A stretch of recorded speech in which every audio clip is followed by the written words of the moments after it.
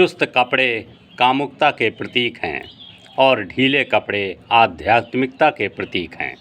जितने ही शरीर पर चुस्त कपड़े होंगे उतना ही वह आदमी तना हुआ होगा।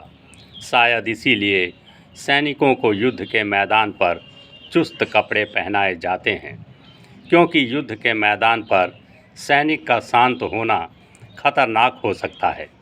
उसे तनाव में होना चाहिए। वह इतने तनाव में होना चाहिए कि पूरे वक्त अपने कपड़ों की वजह से उनके बाहर छलांग लगाने का मन होता रहे। वह इतने क्रोध में रहे, अपने होने से ही खींचा हुआ रहे, भागा हुआ रहे। कभी आपने देखा होगा, अगर चुस्त कपड़े पहने हुए हैं तो एक ही साथ दो दो सीढ़ियाँ चढ़ जाएंगे, लेकिन ढीले कपड़े पहने हुए आदमी को कभी आपने दो दो सीढ़ियाँ एक साथ चढ़ते हुए नहीं देखा होगा।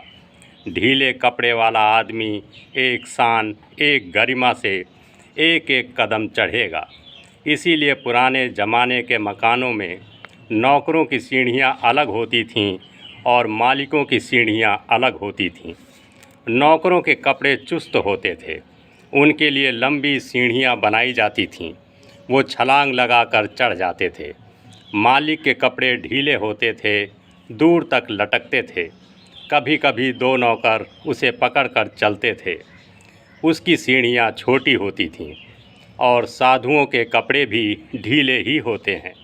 और बहुत रंगों वाले कपड़े यह खबर दिलाते हैं कि आदमी का मस्तिष्क भीतर अशांत है।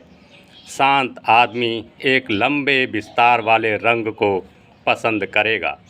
आपने देखा, जब आकाश बिल्कुल नीला होता है तब कोई भेद नहीं होता है, एक अभेद रंग होता है। कभी आँख खोलकर आधा घंटा लेट जाएं ज़मीन पर या रेत पर और देखें उस नीले आकाश को। उस नीले आकाश को देखते देखते ही आप पाएंगे कि आप भी उस आकाश के साथ एक हो गए हैं। कुछ भीतर शांत हो गया है। लेकिन ज़रा सोचें, अगर आकाश में रंग बिरंगी पट्टियाँ लगी होती, लाखों रंग बिरंगी पट्टियाँ, तो उन्हें देखकर आप पागल हो जाते और पता लगाना मुश्किल हो जाता कि अपना घर कहाँ है और मैं कहाँ हूँ। और पहाड़ों पर जाकर आपको अच्छा क्यों लगता है? पहाड़ों में क्या है? सिर्फ हरियाली है और कुछ नहीं। दूर तक फैला हुआ हरे रंग का एक विस्तार भीतर कुछ शांत कर जाता है।